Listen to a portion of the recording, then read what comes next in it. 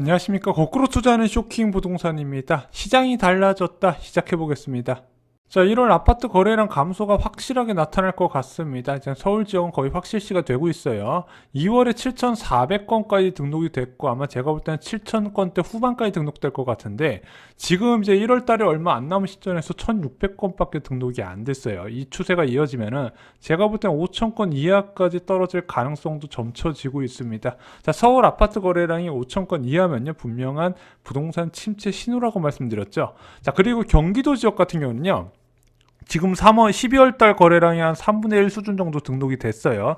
이 추세 이어지면 일단은 경기도 지역도 거래량 면에서는 12월 고점 대비 좀 꺾이는 모양새가 나타날 것 같습니다.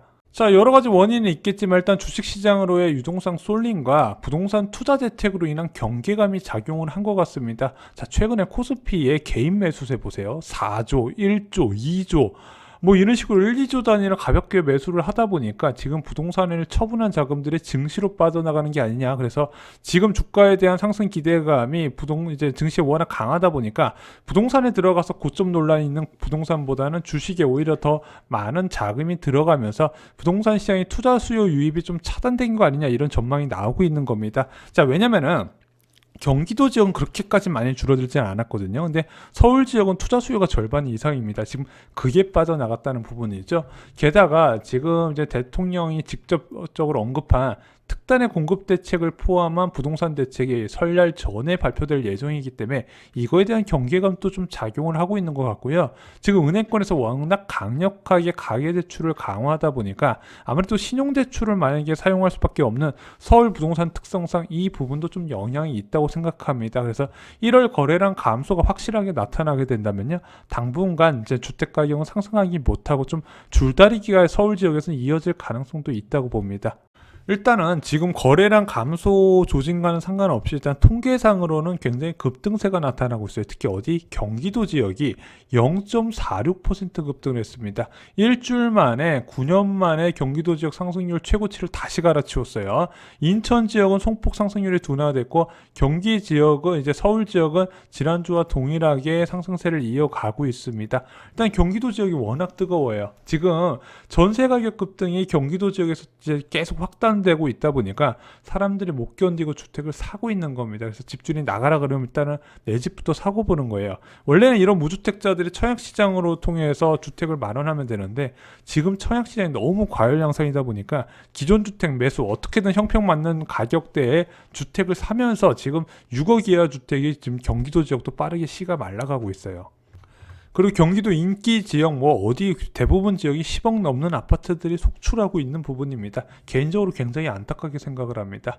전세 가격 지수는요, 일단 좀 둔화된 모습이 나타나고 있어요.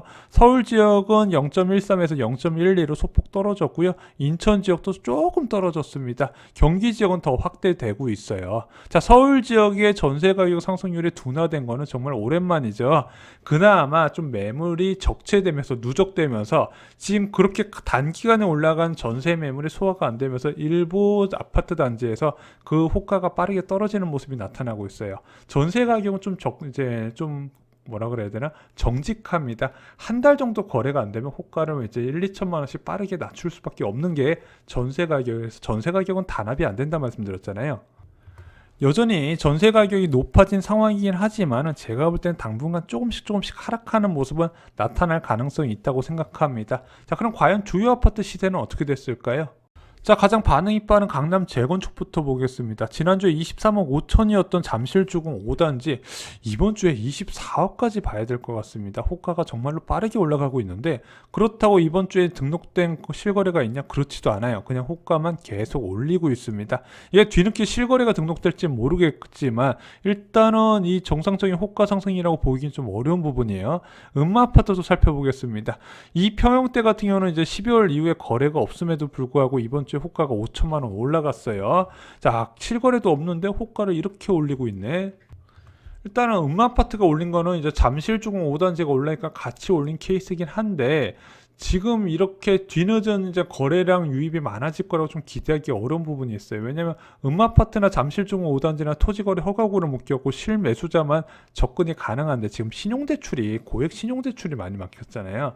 그러면서 좀 1월부터 주춤하지 않을까 제 개인적으로 이렇게 생각을 하고 있습니다. 자, 잠실 리센츠 지난주에 23억 하던 아파트 이번 주에도 23억입니다. 자, 리센츠 역시도 추가로 거래에 등록된 건 없어요. 자, 12월에 거래가 굉장히 많았는데 1월에 거래가 뜸한 게 리센츠 거래량, 재건축 아파트 거래량에서도 나타나고 있죠. 제가 볼 때는 11월 달에 신용대출 규제가 강화되면서 사람들이 많은 대출을, 고액 대출을 받았고, 그것이 11월 달, 12월 달 거래량이 나타났고, 그 신용대출이 더 이상 되지 않다 보니까 조금 거래량이 많이 감소하는 게 아닌가 이렇게 생각을 하고 있습니다. 잠실 트리지움 지난주에 21억이었는데 이번 주에도 변동사항은 없습니다. 1월에 추가로, 이번 주에 추가로 한 건이 더 등록됐어요. 21억에. 그 외에 추가 거래는 없는 상황입니다. 자, 지금까지 토지거래 허가구역을 묶인 4개 아파트 단지 살펴봤습니다. 이 토지거래 허가구역은 6월까지 진행이 되는 부분이죠. 근데 지금 이 토지거래 허가구역이 이들 지역의 아파트 가격을 낮췄냐? 지금 그렇게 보기엔 좀 어려운 부분인 것 같습니다. 왜냐면은 이게 매수자도 감소 요인이 있긴 한데 시중에 또 매물 감소 효과도 있다 보니까 당장에 눈에 띄는 효과는 좀 없었던 것 같습니다. 제가 보기에는 시중에 매물은 많이 나오게 토지거래 허가구역은 해지를 해주고, 자, 무주택 갭 투자가 유입되는 걸 차단하는 정책을 마련하는 게 더 개인적으로 나을 거라고 생각을 합니다. 자, 무주택 갭 투자가 가능한 토지거래 허가구역 인근의 반포주공 1단지 3주구 살펴보겠습니다. 여기 지금 관리처분 단계 진행하고 있죠. 조만간 이제 2주 시작한다고 이야기가 나올 겁니다. 이 아파트는 21억 8천 전주 시세를 유지하고 있는데 여기도 역시 거래가 추가가 되지 않았어요. 12월 달에 정말로 많았거든요. 그래서 신용대출 영향 받고 있다 제가 말씀을 드렸고, 신용대출의 영향은 1월 달에 나타날 거라고 말씀드렸는데 그 영향이 지금 나타나고 있습니다. 자, 반포 자이도 살펴볼게요. 전용 84제곱미터 12월 달에 거래 굉장히 많았는데 이번 주에 호가 변동은 없었고 실거래도 추가로 등록되지는 않았습니다. 같이 침체된 모습이 나타나고 있는데 좀 반대되는 곳이 잠실 파크리오예요. 1월 22일 날 19억 8천이었는데 이번 주에도 일단 이 매물이 있어서 등록은 시켜놨는데 제가 볼 때는 이것을 포함 안 시키고 그 다음에 최근에 올라간 호가 기준으로 하면은 21억 5천까지 올려야 될 것 같습니다. 다음 주에 대폭으로 올릴 가능성이 있다는 부분. 왜냐면은 거래가 1월 달 들으면서 두 건이나 터졌는데 이제 21억 5천까지 거래가 되다 보니까 최저 호가가 다 그렇게 빠르게 맞춰지는 모습이 나타나고 있습니다. 여러분들이 안 사면 호가가 안 올라가는데 이렇게 사게 되면은 단기간에 호가가 올라간다는 부분 다시 한번 말씀을 드립니다. 자, 방이동 코롱 아파트 살펴보겠습니다. 방이동 코롱 아파트 전주와 똑같은 14억대 호가가 있는데 지금 12월에 이후에 거래가 추가로 된 건 없어요. 그래서 일단 이 가격대에서 계속 유지를 할 것 같습니다. 위례 24단지 꿈의 그린 아파트도 거래가 추가는 안 됐고 호가도 그대로 유지가 되고 있습니다. 전반적인 1월 거래량이 크게 감소한 모습이고 일부 거래량이 유입된 이제 잠실 지역 아파트만 호가가 좀 크게 급등한 모습이 나타나고 있는데 전반적인 침체 분위기는 여러분도 느끼실 수 있을 겁니다. 자, 강남 재건축 아파트 지난주와 대비해서 이번 주에 5천만 원씩 오르긴 했는데 이게 거래가 유입 안 되고 그냥 가격만 올린 것 같아요. 그래서 추격 매수는 저희가 절대 권하고 싶지는 않습니다. 리센츠, 트리지움 그리고 반포주공 1단지, 반포자이, 파크리오 모두 다 일단 호가 변동은 없는데 파크리오는 거래가 붙으면서 다음 주에 큰 폭의 호가 조정이 있을 것 같습니다. 방이동 코롱 아파트 위례 23단지 모두 다 거래 유입도 없었고 호가 변동도 없었습니다. 일단은 거래량이 감소되는 건 확인됐는데 적어도 거래량이 2, 3개월 정도 돼야 맨 꼭대기 재건축 아파트부터 조금씩 가격 하락세가 나타나요. 근데 워낙 저금리가 지금 강력한 힘을 내다 보니까 거래 급감 한 2, 3개월 거래 급감만으로 큰 폭의 가격 하락을 기대하기 좀 어려운 부분입니다. 자, 그런데 지금 상황에서는요, 가격 급등만 막아도 성공인 유동성 환경 상황이에요. 주식 보세요. 어마어마하잖아요. 자, 이제 한국 감정원 통계 살펴보겠습니다. 일단은 수도권 지역의 상승세가 경기 지역 매매 가격 급등에 따라서 많이 올라간 모습이 나타나고 있습니다. 지방 지역은 지속적으로 상승세가 둔화되는 모습이 나타나고 있어요. 특히 이제 조정 대상 지역을 전국적으로 확대 적용한 부분이 영향을 받는 것 같습니다. 전세 가격 지수는 아까도 말씀드렸다시피 이제 서울 지역은 소폭 하락했고요. 지방 지역도 조금 빠지고 있습니다. 너무 급등해서 이제 올라갈 게 없다 이렇게 보시면 될 것 같아요. 자, 지역별로 매매가격 지수 변동률을 보면은요, 서울, 강남이나 강북이나 비슷한 상승세를 보이고 있습니다. 인천 지역도 계속 높은 상승세가 지속이 되고 있어요. 그래서 제가 볼 때는요, 지금 이번에 나올 공급 대책은요, 추가 신규 택지를 지정을 해야 될 것 같습니다. 그게 아닌 이상 이 부분을 좀 심리적으로 억누르긴 좀 어려운 상황이에요. 사람들한테 기다리면은 좋은 주택을 싸게 준다는 신호가 좀 나와야 되는데, 그 부분에 대해서 좀 국토부가 소홀한 게 아닌가, 개인적으로 이 부분이 아쉽게 생각을 하고 있습니다.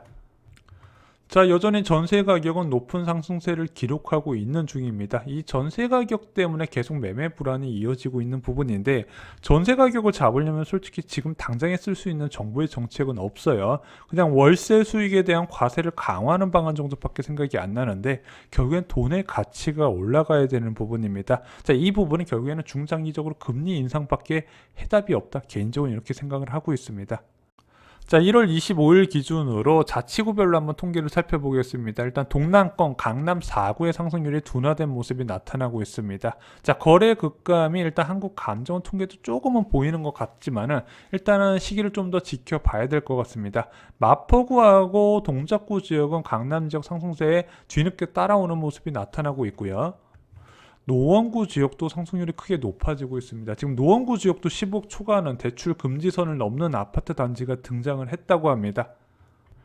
지금 누가 봐도 이제 과열을 넘어서 이제 광기 수준까지 부동산 시장이 갔기 때문에, 자, 이게 대출도 제한된 상황에서 얼마만큼 이 아파트의 수요가 증가할 수 있을까? 저는 이 대출을 맞게 되면 이제 어느 정도 진정될 거다. 그 부분이 한두 달 정도 눈치 보기 장세를 이끌 것이다. 그래서 제목에서 시장이 바뀌었다 표현한 이유도 일단은 대출이 제한되면서 더 이상 매매 가격 상승을 좀 억누르지 않을까.